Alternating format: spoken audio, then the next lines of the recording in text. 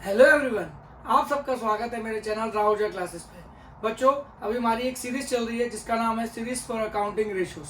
अभी तक हमने उसकी 2 वीडियोस बना दी हैं जिसमें मैंने उसका इंट्रोडक्शन दिया था रेशियोज का, और सेकंड वीडियो के अंदर मैंने आपको लिक्विडिटी रेशियो का पूरा डिटेल बताया था कि उसकी कॉम्पिटिशन कैसी है, उसमें इंटरप्रिटेशन कैसी है, उसको एनालाइज कैसे करना है। ये सारा मैंने आपको सेकेंड वीडियो में बताया था। मेरी आप सबसे रिक्वेस्ट होगी कि ये वीडियो सीरीज को कॉन्टिन्यूटी में ही देखें। तो आज की क्लास से पहले, आज की वीडियो से पहले आप वो दोनों वीडियो जरूर देखिएगा। चलिए बच्चों, आज का सेशन बहुत इंटरेस्टिंग होगा क्योंकि आज जो शुरू होने वाली है, हम सबका फेवरेट टॉपिक है प्रॉफिट। तो आज हम प्रॉफिटेबिलिटी रेशियो को ही डिस्कस करेंगे।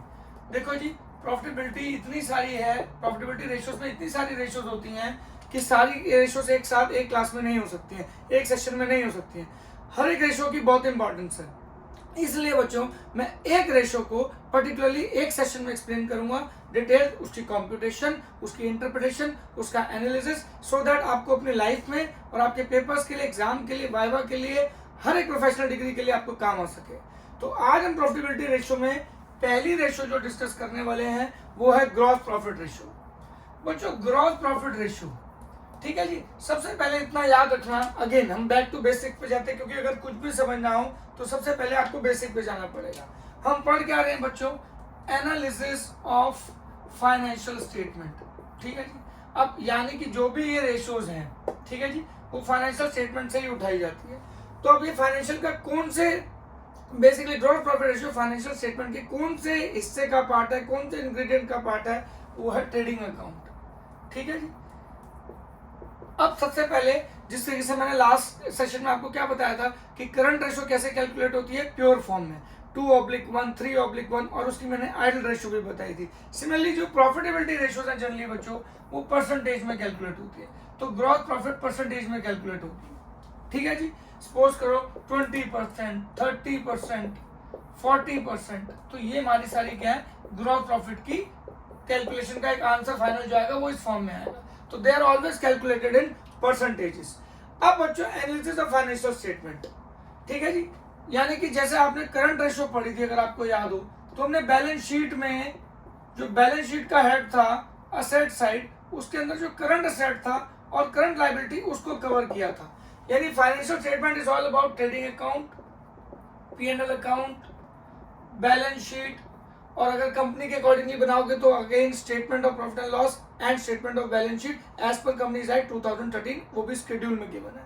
अब यह पॉइंट टू बी नोटेड, ये जो करंट रेशियो थी वो बैलेंस शीट को कवर करी थी, वो भी बैलेंस शीट के एक हिस्से को, current asset and current liability को। सिमिलरली जो आपका ये ग्रॉस प्रॉफिट रेशियो है ना बच्चों, ये कवर करता है आपका ट्रेडिंग अकाउंट को। इन शॉर्ट, आपको एनालाइज करने के लिए फाइनल अकाउंट्स को, फाइनेंशियल स्टेटमेंट्स को ही पकड़ना है। तो ये इसका एक बहुत गहरा लिंक है। और कहीं तो मतलब सच्ची बात बताऊं तो बच्चों, ये सारे फॉर्मूले नहीं है, ये डेराइव किए जाते हैं फाइनेंशियल स्टेटमेंट से। तो आपको फाइनल अकाउंट, फाइनेंशियल स्टेटमेंट बनानी बहुत अच्छे से आनी चाहिए और उसका एक एक मतलब पता होना चाहिए, तभी उसकी एनालिसिस में हेल्प होती है। बच्चे क्या करते हैं, रट लेते हैं फाइनेंशियल स्टेटमेंट को और वो बहुत बड़ा ब्लंडर करते हैं अपनी लाइफ में। तो मेरी आप सबसे रिक्वेस्ट है, जब भी आप फाइनेंशियल स्टेटमेंट सीखें या फाइनल अकाउंट बनाना सीखें, तो अपने गुरु, अपने मेंटर से खूब आपने कितना उनसे खूब क्वेश्चन पूछिए, खूब उनसे अपना उनका दिमाग लीजिए, उनसे जो भी वो आपको देना चाहते हैं एक एजुकेशन की फॉर्म में, एक राइट आपको, आपका राइट है कि ये सारी चीज़ों की डेप्थ नॉलेज आपकी होनी चाहिए, और हर गुरु देना चाहता है। बच्चे आजकल के लेके राजी नहीं है। तो मेरी आप सबसे विनती है कि फाइनेंशियल स्टेटमेंट को बहुत अच्छे से बनाना सीखेगा अगर आपको वाकई में आगे लाइफ में आगे बढ़ना है तो। चलिए, अब हम बात करते हैं ट्रेडिंग अकाउंट, ठीक है जी। बच्चों, बचपन से हमें एक लॉजिक पढ़ते आ रहे हैं, आई थिंक 5th-6th स्टैंडर्ड में सिखा दिया जाता है कि भैया प्रॉफिट क्या होता है, ठीक है जी। आप बोलोगे कैसे? भाई हमारी बचपन में मम्मी जब 6th-5th में पढ़ाया करती तो बोलती थी, बेटा एक चीज 10 रुपए की आपने बेची, ठीक है जी, और आपको 8 रुपए की पड़ती थी, तो आपका प्रॉफिट कितना हुआ? 2 रुपए, ठीक है जी। यानी SP minus CP equal to P। ये बचपन से पढ़ते आ रहे हो, कोई नई बात नहीं है। बस अब हम बड़े हो गए तो SP ये बड़ी हो गई, इसे नेट सेल्स बोलते हैं, ठीक है जी। CP माना कॉस्ट प्राइस, अब इसे हम क्या बोलते हैं? Cost of goods sold. और ये जो प्रॉफिट था ये ग्रॉस प्रॉफिट हो गया। यानी इन शॉर्ट फार्मूला आपका SP minus CP equal to P है, जो आप बचपन में पढ़ते हैं, बस ये बड़ा हो गया। अब थोड़ा इसको हम थोड़ा डिटेल में एनालाइज करते हैं फाइनेंशियल स्टेटमेंट के अकॉर्डिंगली, ठीक है जी। बच्चों ध्यान से समझना, फाइनेंशियल स्टेटमेंट में हम सबसे पहले क्या बनाते हैं, ट्रेडिंग अकाउंट। ट्रेडिंग अकाउंट एक नॉमिनल अकाउंट होता है, ठीक है जी, इसलिए इसमें रूल लगता है all the expenses are debited, all the incomes are credited. जो भी अकाउंट आपको बैलेंसिंग फिगर प्रॉफिट और लॉस देता है, याद रखना, जो भी अकाउंट आपको बैलेंसिंग फिगर प्रॉफिट और लॉस देता है वो नॉमिनल अकाउंट होता है। और नॉमिनल अकाउंट का रूल होता है all the expenses are debited, all the incomes are credited. तो जब भी उसका लेजर बनाओगे उस पर्टिकुलर अकाउंट का, तो डेबिट में सारे एक्सपेंसेस लिखोगे, क्रेडिट में सारी इनकम लिखोगे, ठीक है जी। यहाँ जो particular amount debit, particular amount credit, ठीक है जी।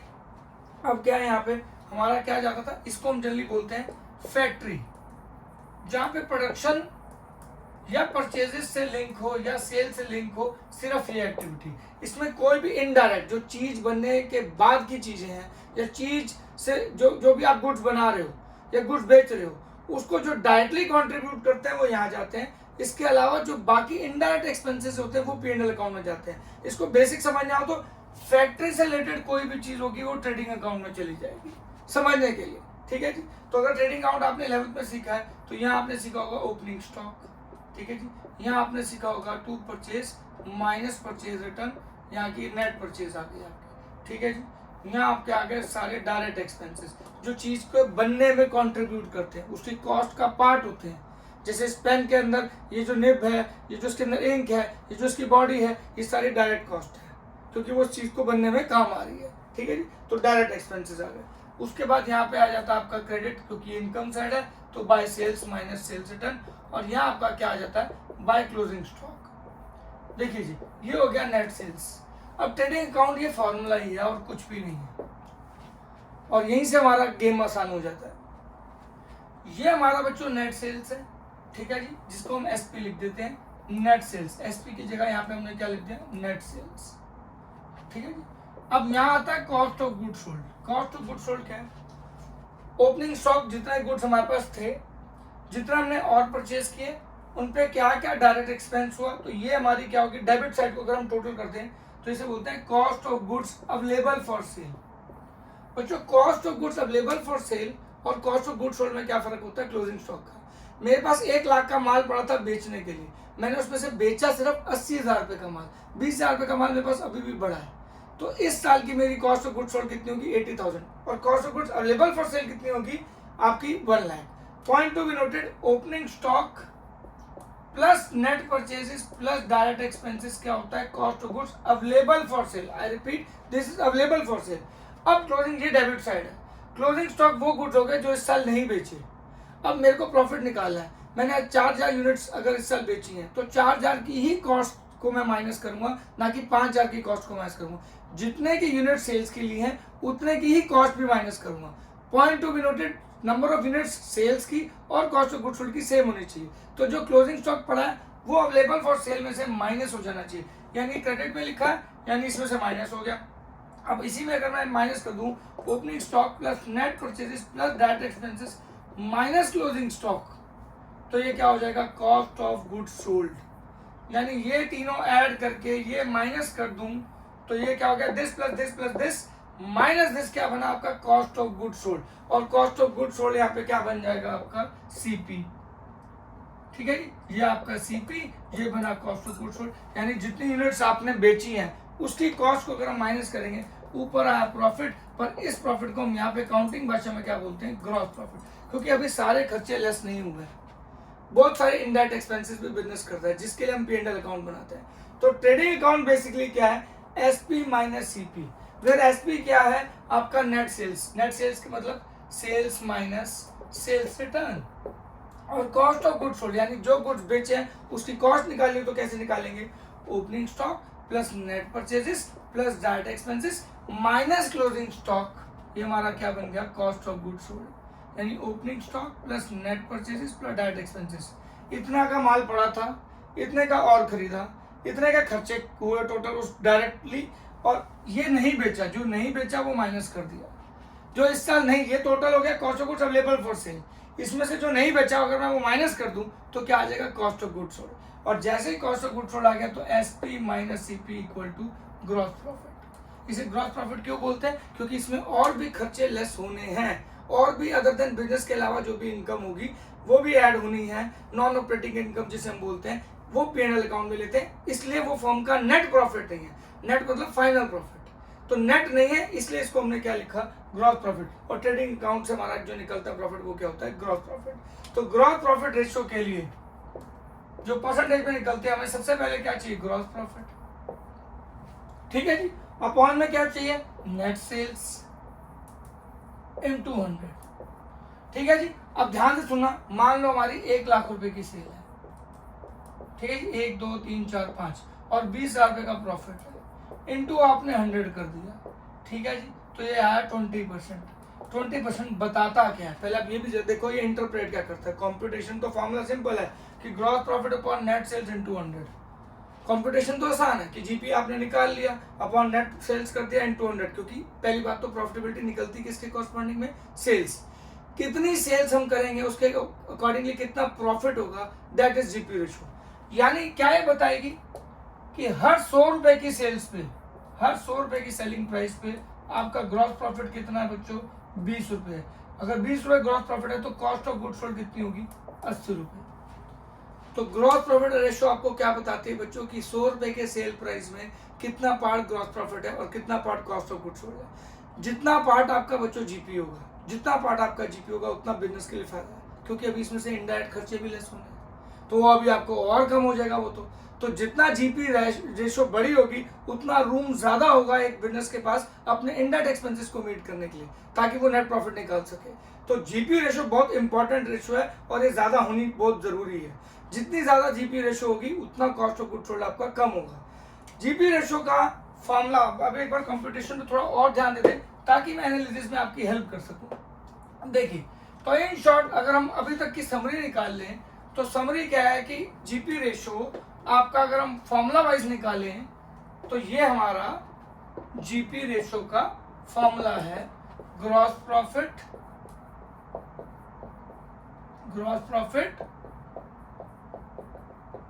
Upon net sales into 100। Remember that profitability ratio हमेशा नेट सेल्स के अकॉर्डिंगली निकलती है, क्योंकि प्रॉफिट सेल्स पे ही निकलेगा, इसलिए प्रॉफिट ऊपर रख दिया, सेल्स नीचे रख दी, और क्योंकि हम परसेंटेज में निकालते हैं तो इनटू 100 कर देते हैं। कोई भी चीज आपको परसेंटेज में निकालनी है तो 100 से मल्टीप्लाई कर दो। अब बच्चों इसकी खासियत सुनना, ऑल्दो प्रॉफिटेबिलिटी में बहुत सारे प्रॉफिट्स हैं बच्चों, मैं आगे हर एक सेशन के लिए हर एक नए सेशन में एक नई रेशियो कवर करूंगा। आपको कन्वीनियंटली बेटर लगेगा कि एक बार एक रेशियो समझो, फिर उसके क्वेश्चन प्रैक्टिस करो, फिर नेक्स्ट आप अपना रेशियो समझो, ताकि आपको प्रॉफिटेबिलिटी का एक एक पार्ट ढंग से समझ आए। ठीक है जी। अब हम यहाँ पे बात करते हैं, देखो ग्रॉस प्रॉफिट को तो ग्रॉस प्रॉफिट ही बोलते हैं, चाहे वो कंपनी का हो, सोल प्रोप्राइटर का हो या पार्टनरशिप का हो बच्चों। बट नेट सेल्स को हम कंपनी के केस में क्या बोलते हैं? Revenue from operation. अगर कभी भी लिखा है नेट सेल्स या लिखा हो revenue from operation, operations basically मतलब बच्चों जिस चीज का हम काम करते हैं उसे ऑपरेशंस बोलते हैं। डे टू डे एक्टिविटी जो भी चीज का हमारा बिजनेस है उसे ऑपरेशन बोलते हैं, उससे रेवेन्यू, यानी जो मेरा डेली बिजनेस एक्टिविटी है उससे रेवेन्यू, जो कि आपकी सेल्स ही होती है। अब सेल्स सिर्फ सेल्स नहीं होती, सेल्स में से कोई रिटर्न भी होती है, तो सेल्स में से सेल्स रिटर्न अगर माइनस कर दें तो नेट सेल्स, तो net sales and net revenue from operation is one and the same thing. ठीक है जी, आई रिपीट, नेट सेल्स और revenue from operation is one and the same thing. तो जिस तरीके से कॉस्ट ऑफ गुड सोल्ड होता है बच्चों, वैसे ही क्या बन जाता है? Cost of revenue from operation. I repeat, जिस तरीके से कॉस्ट ऑफ गुड सोल्ड है बच्चों, वहां पे क्या बन जाता है? Cost of revenue from operation. यानी अगर पेपर में कॉस्ट ऑफ गुड सोल्ड लिखा है या cost of revenue from operation लिखा है, is one and the same thing. अब मैं इसको और डिटेल में बता सकता हूँ कि हमारे फॉर्मूलेस क्या क्या बन जाते हैं, कैसे बनते हैं। ट्रेडिंग अकाउंट से ड्राइव्ड है, SP minus CP equal to P, उसी बेसिक कंसेप्ट के ऊपर बेस्ड है जो अपने बचपन में पढ़ा है। तो that is not a rocket science, सिर्फ एक बेसिक कंसेप्ट था बचपन का, उसी से हमने निकाल लिया। तो ये बच्चों यहाँ पे जीपी का फॉर्मूला क्या क्या हो गया? नेट सेल्स माइनस आपका कॉस्ट ऑफ गुड सोल्ड। एक और जीपी का फॉर्मूला क्या हो गया बच्चों? इसको हम क्या लिख सकते हैं? Revenue from operation minus cost of revenue from operation. तो ये मतलब सेम है बच्चों, बिल्कुल एग्जैक्ट। ठीक है जी। अब कॉस्ट ऑफ गुड सोल्ड और cost of revenue from operation का फॉर्मूला क्या बना, जो मैंने आपको ट्रेडिंग अकाउंट से बना के दिखाया था, opening stock plus net purchases plus direct expenses minus closing stock. बच्चों रिमेंबर, ये इसके लिए तो हो गया, बट अगर हमारा कंपनी का केस है और हमारे पास लूज टूल्स और स्पेयर पार्ट्स भी हैं, तो याद रखना opening stock excluding loose tools and spare parts, अगर इसका स्टॉक पड़ा है तो वो ओपनिंग स्टॉक में से हटा देना। जनरली एक प्रोडक्ट की जर्नी आपको मैंने बताया था लास्ट सेशन में भी, रॉ मटेरियल से शुरू होती है और फिनिश गुड पे खत्म होती है, और बीच में वो क्या कहलाता है, वर्क इन प्रोग्रेस। तो याद रखना ये तीनों आइटम का स्टॉक होना एक चीज है, पर अगर आपका लूज टूल्स या स्पेयर पार्ट्स का स्टॉक पड़ा है तो वो इस ओपनिंग स्टॉक में कभी भी इंक्लूड नहीं होगा जब हम रेशियोज कैलकुलेट कर रहे हैं, चाहे वो जीपी रेशियो चाहे वो करंट रेशियो।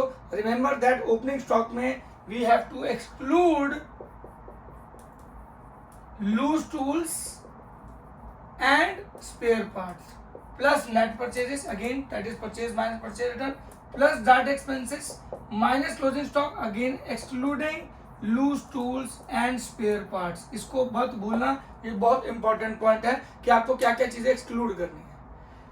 जीपी रेशियो के निकालने के ये दो हो गए। जीपी ग्रोथ, देखो जीपी रेशियो का फॉर्मूला तो सिंपल है, GP upon net sales into 100 या gross profit upon revenue from operation in 200। सवाल जीपी कैसे निकल सकता है और कॉस्ट ऑफ गुड सोल्ड कैसे निकल सकती है। तो कॉस्ट ऑफ गुड सोल्ड बहुत बड़ा इंग्रेडिएंट है जीपी निकालने का, ठीक है जी। अब इसका ये एक फार्मूला है, पर अब यहाँ पे खत्म नहीं होता, फार्मूले और भी हैं, ठीक है जी।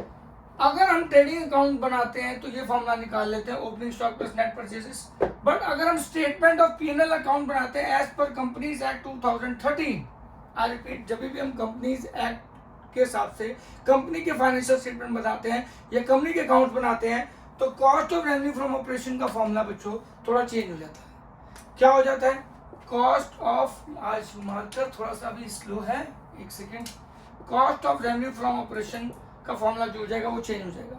इसमें क्या हो जाएगा, अगेन फैक्ट्री से रिलेटेड चीजें होंगी, अगेन जो डायरेक्ट चीजें होंगी, डायरेक्ट कॉस्ट होगी वही कवर करनी है, और जो चीज एक्चुअली बेची है उसकी डायरेक्ट कॉस्ट बेसिकली कैसे, cost of raw material consumed, जिसे हम basically cost of material consume लगा दो, ठीक है जी। ये एक और फॉर्मूला है cost of revenue from operation oblique cost of good sold का। जनरली ये फॉर्मूला आपको कहाँ मिलेगा, जब आप फाइनेंशियल स्टेटमेंट किसकी बना रहे हो, कंपनी अकाउंट, कंपनी की बना रहे हो, वो भी एज पर कंपनीज एक्ट 2013। और ये क्या बनेगा, statement of profit and loss जो हम बनाते हैं एज पर कंपनीज एक्ट, ये उसके केस में आप cost from revenue of operation कैसे निकालोगे, ऐसे निकालोगे, ठीक है जी। इसको हम समझने की और कोशिश करते हैं डेप्थ में। चलिए, तो ये क्या हो गया बच्चों, again cost of material consumed, ठीक है जी। उसके बाद हम क्या करेंगे, आपका purchases of stock in trade. Remember हमें सिर्फ प्रोडक्ट जो प्रोड्यूस किया या परचेज किया उस पर ही ध्यान देना है, purchase of stock in trade, ठीक है जी। प्लस आपका क्या आ जाएगा, changes in inventory. Changes in inventory मतलब यहाँ पे याद रखना, इन्वेंट्री तीन तरीके की हो सकती है, रिमेंबर, रॉ मटेरियल की इन्वेंट्री हो सकती है, या वर्क इन प्रोग्रेस की इन्वेंट्री हो सकती है, या फिनिश गुड की इन्वेंट्री हो सकती है। तो क्या बना, cost of material consume plus purchase of stock in trade plus changes in inventory plus change inventory of raw material, finish good, work in progress and finish good, ठीक है जी। और लास्ट आपका आ गया प्लस डायरेक्ट एक्सपेंसेस। अब आप ये note कर लें, ये सारी आइटम कहाँ से उठा रखी है, statement of profit and loss as per companies act 2013। अगर आपको बनाना आता है तो ये फॉर्मूला निकालना 2 मिनट का काम है, it's not a big deal, trust me it's not a big deal. ये ट्रेडिंग अकाउंट में जो आपने कॉस्ट ऑफ गुड सोल्ड निकाला था वही आपका cost of revenue from operation है, बट ये कंपनी के केस में होगा। जो हमने मटेरियल कंज्यूम किया है, जो स्टॉक इन ट्रेड परचेज किया है, उसके बाद आपके इन्वेंट्री में क्या क्या चेंजेस है, इन्वेंट्री तीन तरीके की, raw material, work in progress, finish good, और लास्ट में डायरेक्ट एक्सपेंसेस अगर गिवन है तो डायरेक्ट एक्सपेंसेस कहाँ गिवन हो सकते हैं, एम्प्लॉय बेनिफिट एक्सपेंसेस में गिवन हो सकते हैं या अदर एक्सपेंसेस में गिवन हो सकते हैं। वो क्वेश्चन में मेंशन होगा कि डायरेक्ट एक्सपेंसेस हैं तो कौन से हैं। रिमेंबर दैट ये सारी आपकी डायरेक्ट ही कॉस्ट है और कुछ नहीं है, इट इज आपकी डायरेक्ट कॉस्ट जो आपकी सेम ट्रेडिंग अकाउंट जैसी ही है, बस ये फर्क कंपनी के स्टेटमेंट ऑफ P&L से निकाली गई है। अब बच्चों अगर हम यहाँ तक समझ लें, ठीक है जी, यहाँ तक अगर आपको समझ आ गया पूरा, तो आगे अब हम क्या करेंगे, इसमें मुझे कुछ और भी चेंजेस बताने। तो अगर हम देखें फाइनली, अगर हम इसको कंक्लूड करें कि जीपी रेशियो क्या है, सबसे पहले जीपी रेशियो क्या है बच्चों, ये परसेंटेज में रेशियो कैलकुलेट होती है, ठीक है जी। इसका फॉर्मूला क्या होता है, gross profit upon net sales into 100 और gross profit upon revenue from operation into 100, ठीक है जी। अब इसके लिए आपको क्या क्या चाहिए, सबसे पहले आपको ग्रॉस प्रॉफिट चाहिए। ग्रॉस प्रॉफिट का फॉर्मूला क्या होगा, net sales minus cost of goods sold, और अगर हम कंपनीज के केस में चलें तो revenue from operation minus cost of revenue from operation, ठीक है जी, रेवेन्यू फ्रॉम ऑपरेशन, ठीक है जी। अब कॉस्ट ऑफ गुड्स सोल्ड का फॉर्मूला क्या हो गया, opening stock excluding loose tools and spare parts plus net purchases, purchase minus purchase return, plus direct expenses minus closing stock that is again excluding loose tools and spare parts, और एक cost of revenue from operation का क्या formula हो सकता है, cost of material consumed plus purchase of stock in trade, ठीक है जी, प्लस चेंज इन इन्वेंट्री में कौन कौन सी, of raw material, finish work in progress, finish good, और प्लस डायरेक्ट एक्सपेंसेस। इस फॉर्म से आप पूरी ये रेशो क्या है जो निकाल लोगे भाई साहब। इससे आपके पास क्या क्या आ जाएगा, जीपी भी आ जाएगी, इससे आपके पास cost of revenue from operation भी आ जाएगा, और आप अगर इसको सिंपल फॉर्मूले में क्या करेंगे, लास्ट में GP in short GP upon net sales into 100 कर दें, या GP upon revenue from operation into 100 करें, तो आपके पास जीपी रेशो आंसर आ जाएगा परसेंटेज में। आई होप ये रेशो आपको बहुत अच्छे से समझ आई होगी और आपने कंक्लूड किया होगा। पर बच्चों इसकी कैलकुलेशन में कुछ और भी कंसेप्ट है जो मुझे लगता है कि आपको बता देने चाहिए, जो मैं भी आपको शुरू कर रहा हूँ एक्सप्लेन करना। इसको इंपॉर्टेंट मार्क करके स्पेसिफिकली नोट कर लेना, बहुत काम आने वाला कंसेप्ट है। ये तो कॉम्पिटिशन हो गई। एनालिसिस भी मैंने आपको बता दिया कि क्या होता है कि अगर 20% आई तो हर 100 रुपए की सेल में 20 रुपए आपका ग्रॉस प्रॉफिट है और 80 रुपए आपका कॉस्ट ऑफ गुड सोल्ड है। जितना आपका जीपी बड़ा होगा सेल्स के अकॉर्डिंगली, उतना आपके पास ज्यादा रूम होगा, क्वेश्चन होगा इनडायरेक्ट एक्सपेंसेस को मीट करने के लिए। तो ये आपका एनालिसिस भी हो गया, hard the ratio, hard it is good for the company, ठीक है जी। अब लास्ट चीज बहुत इंपॉर्टेंट कंसेप्ट है, इसकी कंप्यूटेशन में बहुत काम आने वाली चीज है, अगर आप समझोगे तो बहुत बहुत फायदा होने वाला है, ठीक है जी।